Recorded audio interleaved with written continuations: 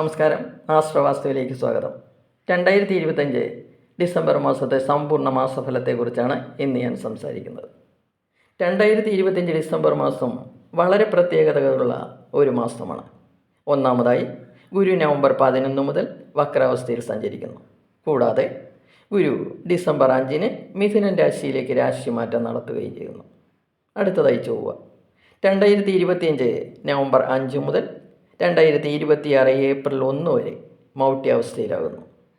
അടുത്തതായി ശനി 2025 ജൂലൈ 13 മുതൽ വക്രാവസ്ഥയിൽ സഞ്ചരിച്ചിരുന്ന ശനി 2025 നവംബർ 28 മുതൽ നേർരേഖയിൽ സഞ്ചാരം തുടങ്ങും.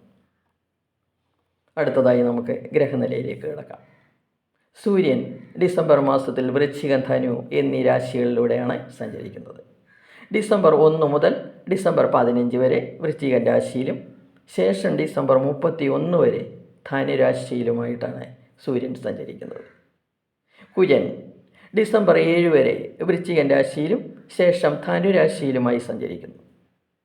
ബുധൻ നവംബർ 23 വക്രാവസ്ഥയിൽ തുലാൻ രാശിയിലേക്ക് രാശി മാറിയ ബുധൻ ഡിസംബർ 6 വൃശ്ചികത്തിലേക്ക് തിരികെ വരുന്നു.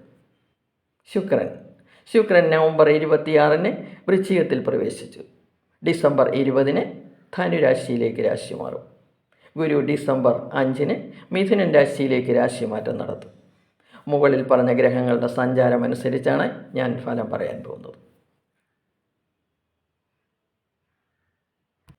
വൃശ്ചികൻ രാശിയുടെ ഫലങ്ങളെക്കുറിച്ചാണ് ഇന്ന് ഞാൻ സംസാരിക്കുന്നത്.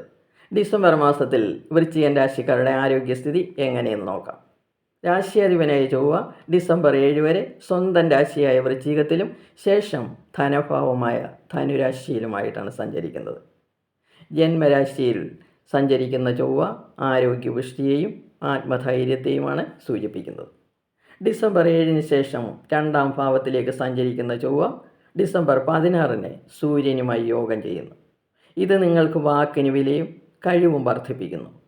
എന്നാൽ തലവേദന, നേത്രരോഗം, പല്ലിന് അസ്വസ്ഥത എന്നിവ ഉണ്ടാകാൻ സാധ്യതയുണ്ട്. ശുക്രൻ്റെ ജന്മത്തിലും 2ാം ഭാവത്തിലുമുള്ള സ്ഥിതി നിങ്ങൾക്ക് ആരോഗ്യവും വിവിധ സുഖങ്ങളും നൽകുന്നു. ഇനി കർമ്മരംഗത്തെപ്പറ്റി ചിന്തിക്കാം. 10ാം ഭാവാധിപനായ സൂര്യൻ ജന്മത്തിലും 2ാം ഭാവത്തിലുമായിട്ടാണ് ഡിസംബർ മാസത്തിൽ സ്ഥിതി ചെയ്യുന്നത്. ഇത് തൊഴിലിൽ ശുഷ്കാന്തിയും ഉണർവും നൽകുന്നു. സ്വയം തൊഴിൽ ചെയ്യാൻ ആത്മധൈര്യം വർദ്ധിക്കുന്നു. ഈ സമയത്ത് സഹപ്രവർത്തകരോട് പരുഷമായി പെരുമാറാൻ പാടില്ല. പല വിഘ്നങ്ങളും തൊഴിലിലുണ്ടാകാം. പക്ഷേ ഏറ്റെടുക്കുന്ന ജോലി തൻ്റെ ഇടത്തോടെ പൂർത്തീകരിക്കാൻ കഴിയും. ധാരാളം പണം കയ്യിൽ വരുന്ന സമയമാണ്. അത് കടം കൊടുക്കാനോ അനാവശ്യമായി ചെലവാക്കാനോ പാടില്ല. ഇനി അടുത്തതായി ബിസിനസ്സിനെ കുറിച്ച് ചിന്തിക്കാം.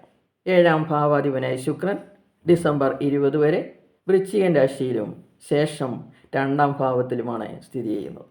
കാരകനായ ബുധൻ ഡിസംബർ 29 വരെ വൃശ്ചികത്തിൽ സ്ഥിതി ചെയ്യും.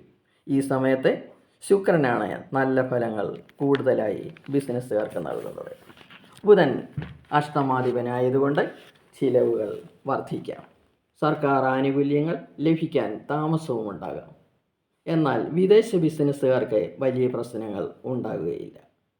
5ാം ഭാവാധിപനായ വ്യാഴം ഡിസംബർ 5 മുതൽ അഷ്ടമഭാവത്തിൽ സ്ഥിതി ചെയ്യുന്നതുകൊണ്ട് വിദ്യാർത്ഥികൾക്ക് കഠിനാധ്വാനം ചെയ്താൽ മാത്രമേ വിജയമുണ്ടാകുകയുള്ളൂ. പക്ഷേ ശുക്രൻ്റെ 1, 2 എന്നീ ഭാവങ്ങളിലെ സ്ഥിതി വിദ്യാർത്ഥികൾക്ക് അനുകൂല ഫലങ്ങൾ നൽകുന്നു. ഈ സമയത്ത് വിദ്യാർത്ഥികൾ മറ്റുള്ള പ്രവർത്തനങ്ങളിൽ നിന്നും ശ്രദ്ധ മാറ്റി വിദ്യാഭ്യാസത്തിൽ മാത്രം ശ്രദ്ധിക്കുകയാണെങ്കിൽ പഠന വിജയം ഉറപ്പാണ്. വിവാഹം ആലോചിക്കുന്നവർക്ക് ആദ്യം തടസ്സങ്ങൾ ഉണ്ടാകാം.